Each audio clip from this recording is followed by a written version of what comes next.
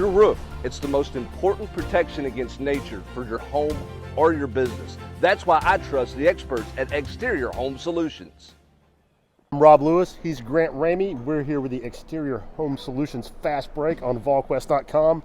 Really, if you ever wanted what it looked like for a basketball team to sleepwalk through a half of basketball, you saw it tonight, Grant. And Tennessee wins 74-56 and as ho-hum as it could get. It was cruise control until halftime. It was going to be the Jonas Adu career night story.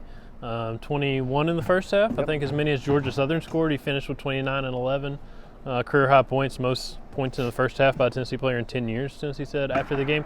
And then they play so badly in the second half that it somehow mars that to where you're not even really talking that much about it. You're talking about trying to figure out who this team is and where you go from here, kind of. I'm not going to do that, Grant. I'm talking about Jonas Adu. Okay, I'm going to let you and Rick Barnes. I'm going to let you and Rick Barnes do Debbie Downer.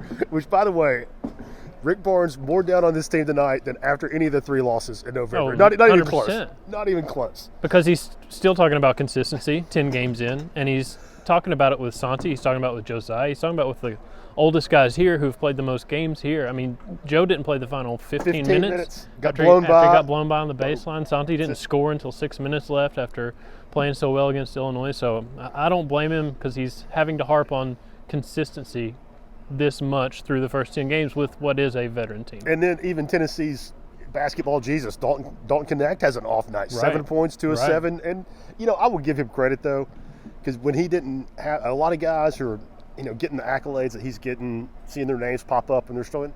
He wasn't pressing. He's like, I don't have to get 20 tonight. He took 7 shots. He didn't force anything. He didn't play great, but I think a lot of guys in his position that all this stuff was coming at would have kind of panicked. And you didn't see that tonight. Right. And there is a reason that Santi and Joe and Dalton didn't score as much because Jonas was going off. I mean, Jonas scored the first 10 points of the game, and he had 21 at halftime. So keep feeding the guy. And it was Jonas had 16, Georgia Southern had 8 at one point in the first half. He takes 16 shots, and again, Tennessee played terrible in the second half, but they were never going to lose this game. No. And they gave their head coach a big baseball bat to hit him over the head with in the film room. As if he needs one. Yeah, in that last 20 minutes. But to me, the story of the last 2 weeks is Jonas, and I don't want to this was not a good basketball team, but he took 16 shots, Grant, which is completely out of character for Jonas Adu. Well, it was out of character. Now it's kind of like the normal. Ever since that North Carolina game, and he didn't shoot it that much at North Carolina, but he was productive, and he rebounded, and he had assists at North Carolina. And Rick left that game talking about, we're going to establish Jonas, and we're going to do this and that with Jonas. And ever since then, they've been doing it. I mean, it was Illinois on Saturdays. It was George Mason last week. And for everybody else that kind of didn't really show up and didn't really do anything tonight, Jonas showed up from the start, pretty consistent through the first half, as productive as he was. He started the second half scoring.